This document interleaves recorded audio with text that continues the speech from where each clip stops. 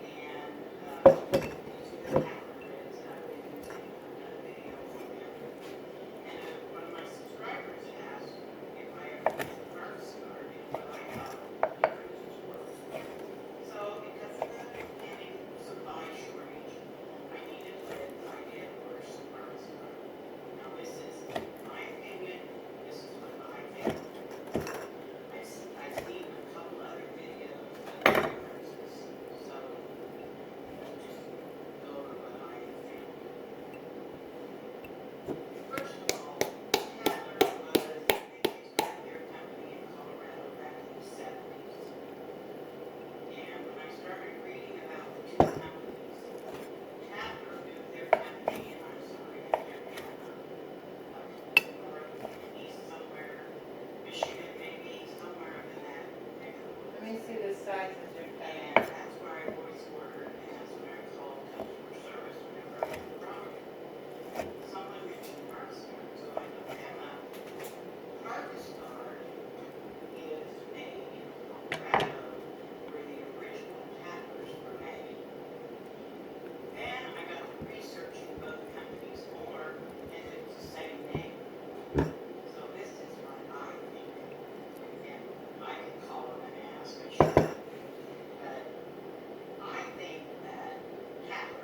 Okay, these are the pint-sized jars, and they're trying to hold down about an inch and a quarter on there.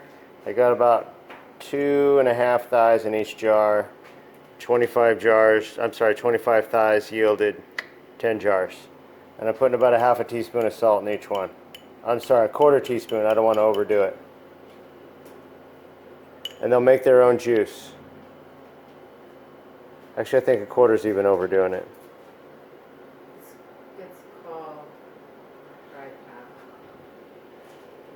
So this is a dry pack, basically raw pack method of canning, pressure canning chicken. And there we go. I've already washed my jars. They're brand new jars. Washed them anyway. And then we're using the All-American 921. Pretty sturdy. Got a no rubber seal on the edge, and we used it last year and we really like it.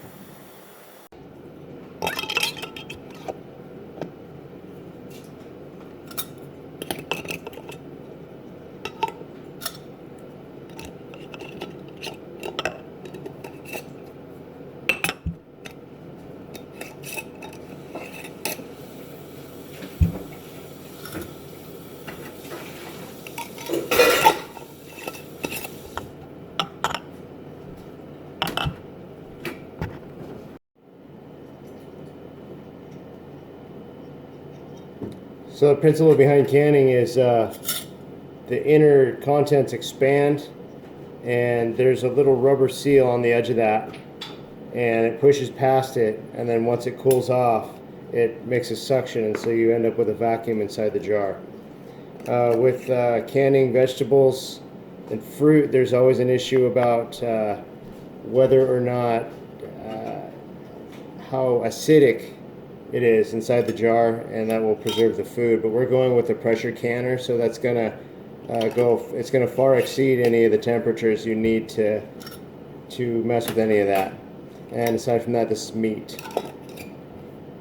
So just fingertip tight on this. You don't need to crank it the first time. You need to give it a little room to escape.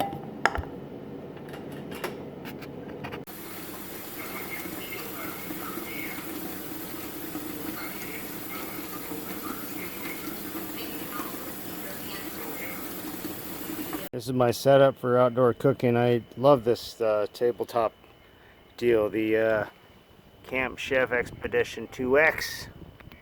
hooked up to that, and it ignites itself, but I've broken the knob. But I just wanted to feature that. And that's how we're gonna get our thing going today.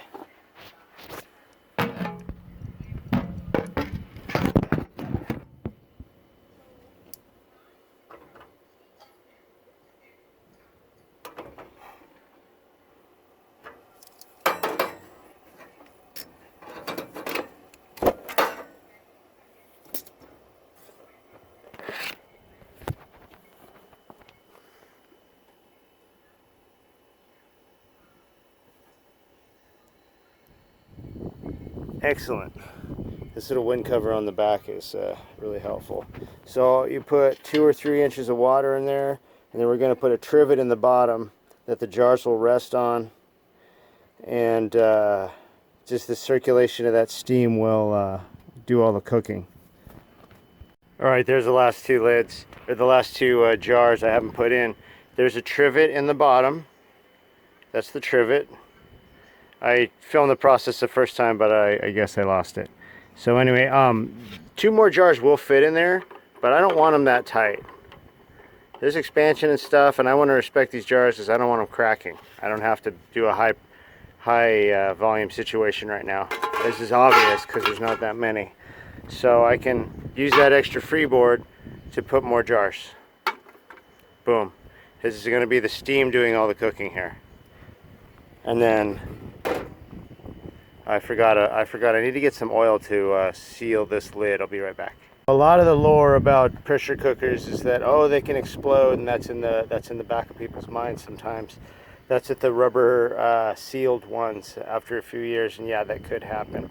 The reason why we went with the All-American is because there is no rubber seal. It's actually a well-honed metal seal inside, but you have to put a little bit of oil on there before you seal it. So here we go. Got some coconut oil. Just gonna go boom boom, pow pow, like lightly inside there.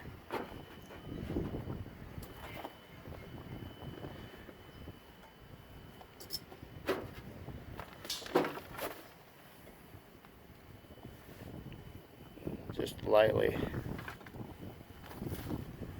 Okay. There's a little arrow there, and there is a notch on the edge of the pot that you must line up. There's some hangers that hang up on those, and this is how you line it up correctly. See, there's the hook down here, the arrow here, and the notch here.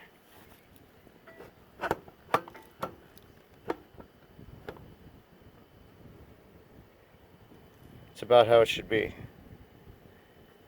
And then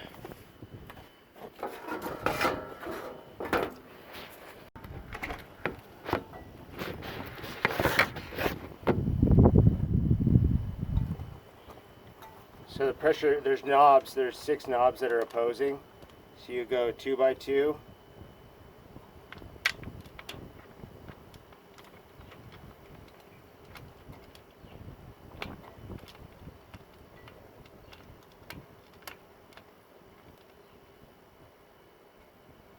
We first heard about this method from Starry Hilder. She's still live and kicking on YouTube, but it was one of her videos from probably 7 or 8 years ago. So they're all set pretty good. What I'm looking for now is for steam to come out of this guy, and it's actually going to purge the air that's inside of it. And once that's going pretty good, I'm going to drop, this is a crucial piece of it, this weight onto it. It's got a 5, 10, and 15 on it, which indicates how heavy it is, and that goes by our altitude. And for us, we're going to be using the 15. So like I said before, this had to purge for 10 minutes. As a home user, I just want to point out to you something they pointed out to me, that while it's purging, sometimes a little will drip down, and you'll see a sizzling right down there inside that little cavity. Don't mistake that for a leak. It's just what's happening. It's actually looks like it's happening right now. Yeah, that's not a leak. It's just that lid is that hot. Okay, so now we're up to the 10-minute mark. I'm going to take my little weight, select the 15-minute hole because of my altitude. I'm right around 1800, which is greater than 1000, so here we go. And then hot, hot. Hot, hot. Haha, okay.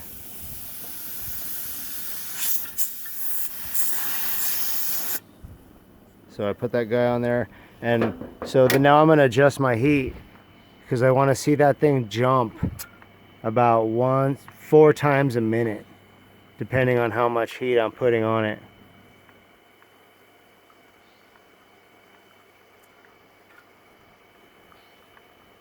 So I imagine that gauge has to build up about 15 pounds in order for that to start jumping. So once that happens, I adjust my heat, and in this case I'm going to go for 75 minutes at 15 pounds at a really hot rate. Alright, we'll see you in a while.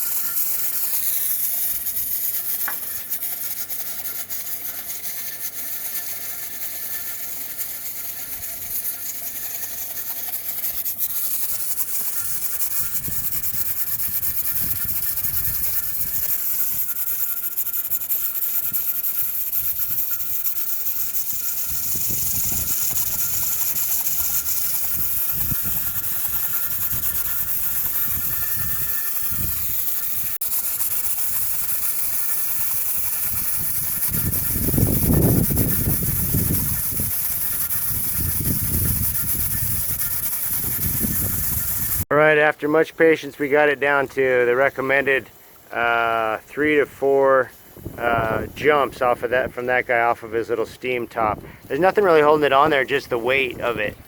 So and it corresponds to the gauge. If it started out at 212, you can see in that second column it's almost up to 15 pounds. So that corresponds. Anyhow, so now it's at a static temperature. It's going to sit.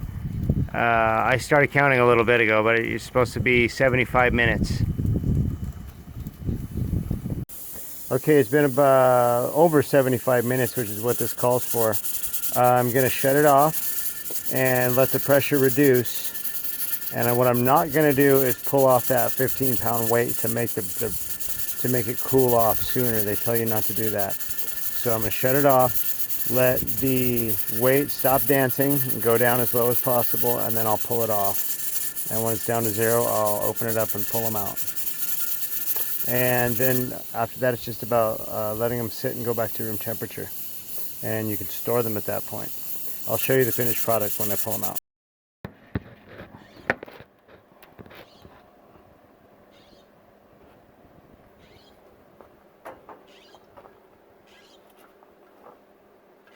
Alright, I let all my pressure off. It's been a good 35 minutes since I shut it down. I let the weight stop going, the pressure dropped down, took it off, and then allowed more steam to escape, and here I go.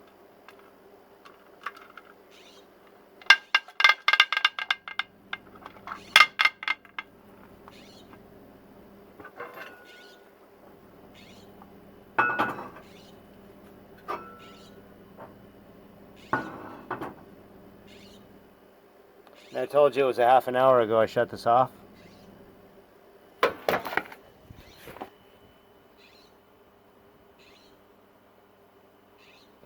It's still boiling.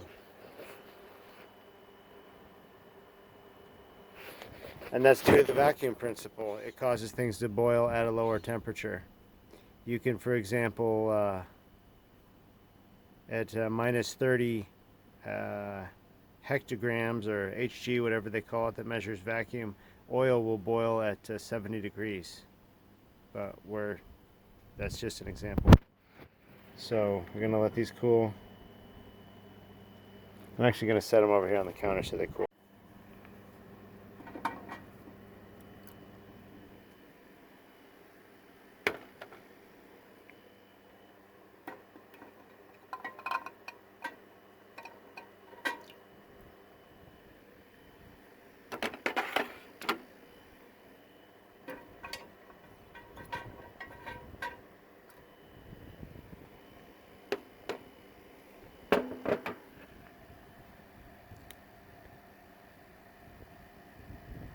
due to vacuum, they are still boiling a bit.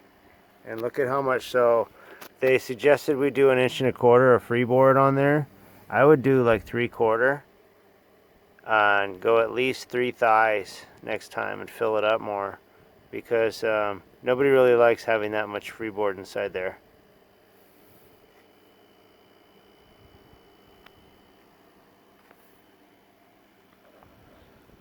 But there you go, great success.